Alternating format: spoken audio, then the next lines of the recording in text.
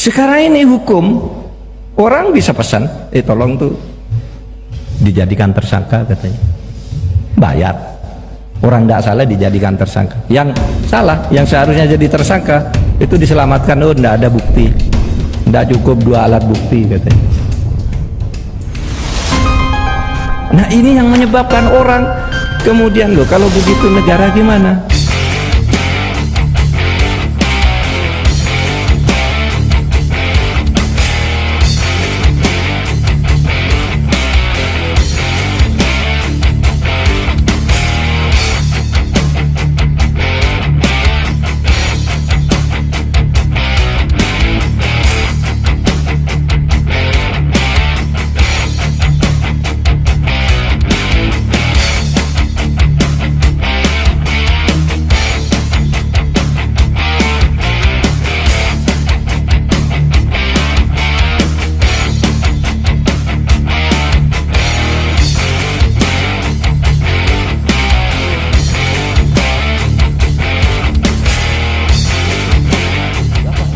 Ketidakadilan.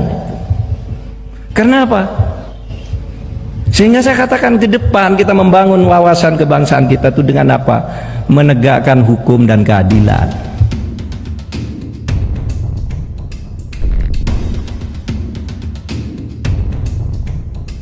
Saya psikologi forensik. Forensik atas nama, kasih nama lengkap. Oh, nama lengkap saya Reza Indragiri. Profnya. Oh, tidak usah pakai detail segala macam, Pak. Hari ini karena saya bawa nama lembaga. Ya. Saya hadir hari ini sebagai anggota Pusat Studi Kajian Pemasyarakatan Ya. Poltekip Kemenkumham. Oh, panggil sehari-hari apa, Pak? Reza. Reza. Dari mana? Oh ya. Saya Reza Indragiri Amriel. Hari ini hadir sebagai ahli dengan membawa status sebagai anggota Pusat Kajian Pemasyarakatan Poltekip Kementerian Hukum dan HAM. Oke, makasih. Ada perbedaan antara penyikapan hukum dengan penyikapan psikologi forensik terkait kualitas keterangan saksi. Kalau di dalam hukum misalnya, kesaksian mata atau keterangan saksi itu sangat penting. Salah satu alat bukti yang sangat diandalkan adalah keterangan saksi. Itu dari sudut pandang hukum. Tapi psikologi forensik justru menyanggah itu. Sampai-sampai psikologi forensik menyimpulkan bahwa secara umum barang yang paling merusak proses sidang, barang yang paling merusak proses penegakan hukum, barang yang paling merusak pengungkapan kebenaran itu justru keterangan saksi. Jadi sangat kontras, sangat berbenturan. Saya percaya yang mana? Ya saya tentu saja konsekuensinya saya lebih percaya pada hasil riset psikologi forensik.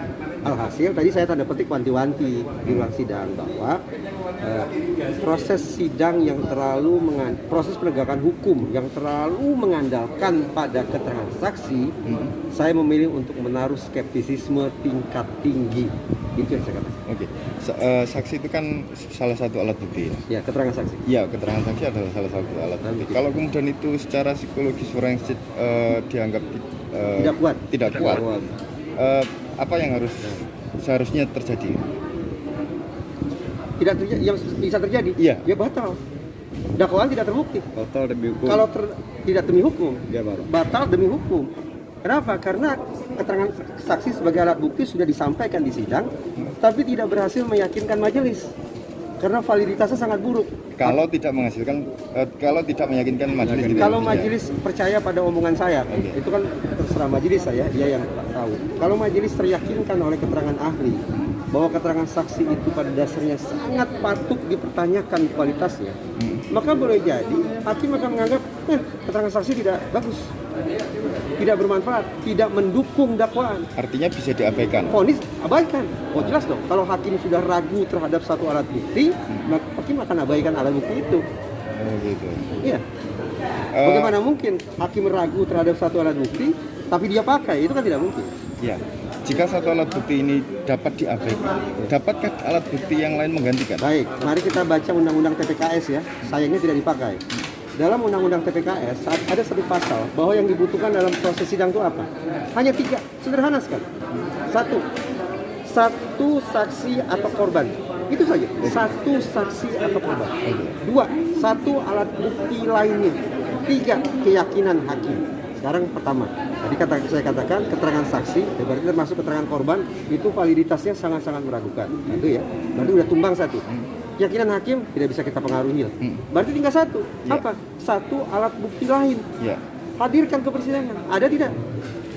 Bahwa sudah terjadi dakwaan itu, terjadi kejahatan seksual itu. Apa alat buktinya?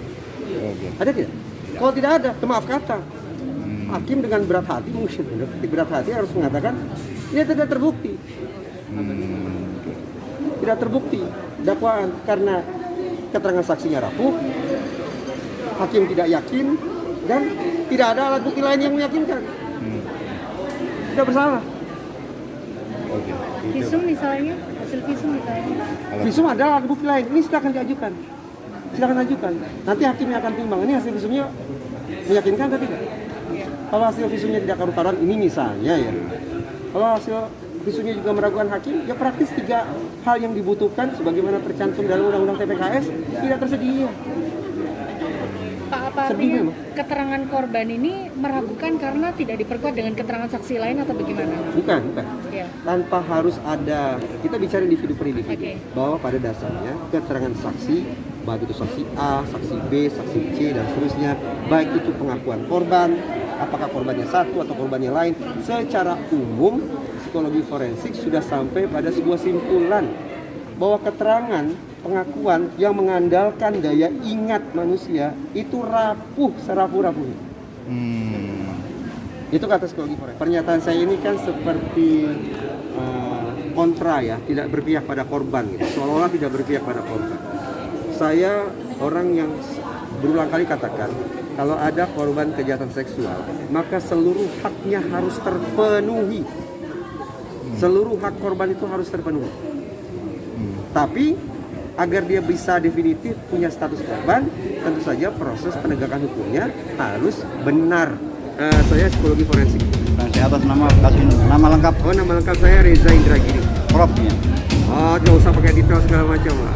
Hari ini saya, karena saya bawa nama lembaga, Ya. saya hadir hari ini sebagai anggota Pusat Studi Kajian Pemasyarakatan Poltekkit Kemenkumham. Panggil sehari-hari apa, Pak? Reza. Reza. Dari mana? Oh, ya. Saya Reza Indragiri Anulia. Hari ini hadir sebagai ahli dengan membawa status sebagai anggota Pusat Kajian Pemasyarakatan Poltekkit Kementerian Hukum dan HAM. Oke, makasih. Terima kasih.